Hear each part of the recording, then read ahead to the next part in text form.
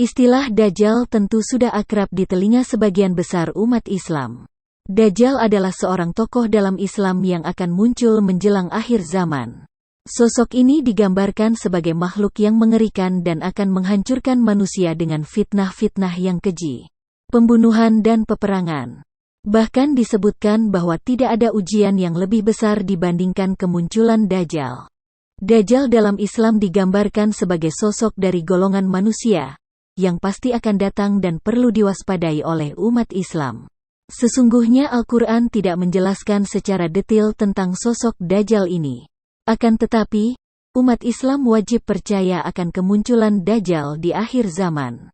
Menurut hadis, Dajjal memiliki ciri-ciri fisik tertentu yakni cacat pada mata kirinya, memiliki rambut keriting yang lebat, berperawakan besar, bertubuh gempal, dan memiliki jalan yang tidak normal.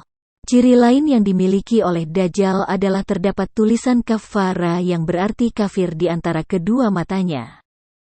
Tapi sebelum Jejak Islam mengulas tentang Dajjal, Jejak Islam ingatkan lagi buat tekan tombol subscribe di bawah dan bunyikan lonceng notifikasinya, biar Jejak Islam selalu semangat buat konten-konten yang menarik dan mendidik. Buat sobat yang sudah subscribe Jejak Islam ucapkan terima kasih. Kisah hidup Dajjal kecil.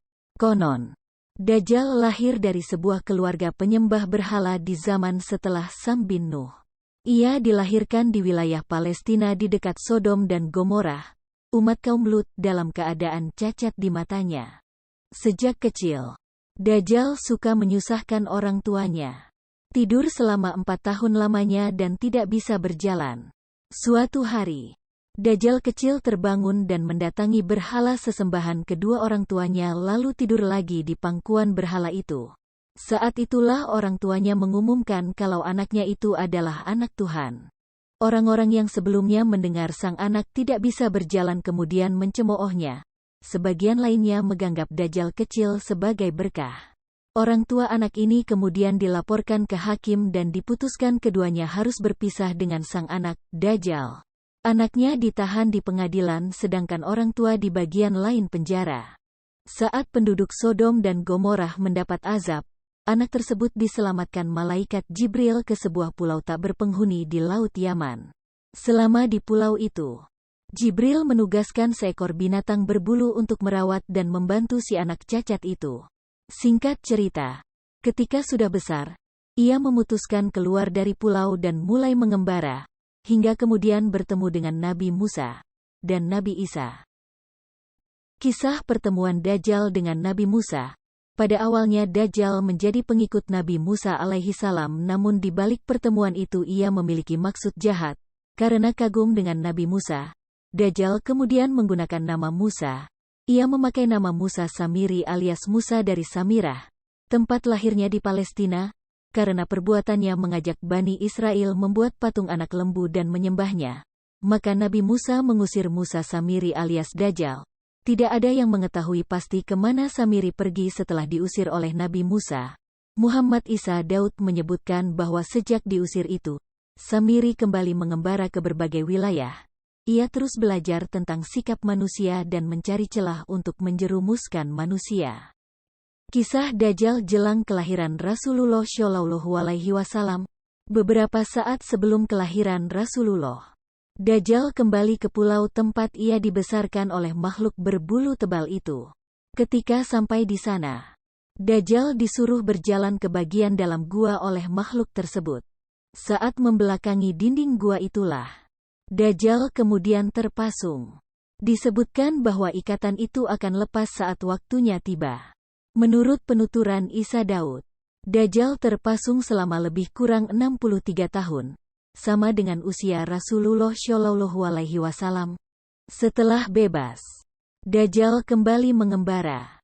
Puncaknya, ia pergi ke segitiga Bermuda dan akhirnya bertemu dengan setan. Ia sangat diagungkan oleh setan dan keduanya membuat perjanjian bersama untuk menghancurkan umat manusia dan memalingkannya dari menyembah Allah Subhanahu wa Ta'ala. Berdasarkan keterangan Muhammad Isa Daud, hingga hari ini Dajjal masih hidup dan diperkirakan sudah berusia lebih dari 4.000 tahun. Uniknya, Tubuh dan fisik Dajjal masih tetap muda dan tidak ada yang bisa menandingi kekuatannya hingga turunnya Isa Al-Masih, putra Maryam, yang nanti akan membunuhnya. Kisah terbunuhnya Dajjal oleh Nabi Isa alaihi salam. Telah kita ketahui bersama bahwa di akhir zaman nanti, Nabi Isa alaihi salam akan turun ke muka bumi. Salah satu tugas Nabi Isa alaihi salam ketika turun ke bumi adalah memimpin kaum muslimin untuk membunuh Dajjal yang menjadi musuh terbesar umat Islam. Pekerjaan pertama yang akan dilakukan oleh Nabi Isa alaihi salam adalah menghadapi Dajjal. Setelah turun, Nabi Isa alaihi salam menuju Baitul Maqdis tempat Dajjal dikepung oleh pasukan muslim. Nabi Isa alaihi salam memerintahkan mereka untuk membuka pintu.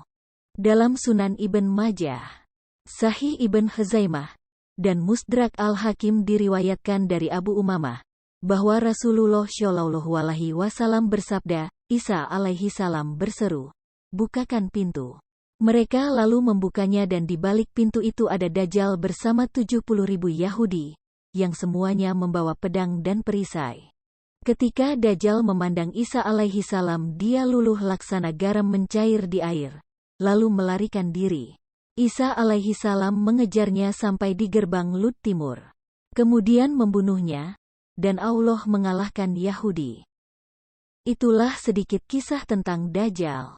Semoga dapat bermanfaat dan menambah ketakwaan kita kepada Allah Subhanahu wa Ta'ala. Amin. Dan Jejak Islam ucapkan terima kasih buat yang sudah menonton.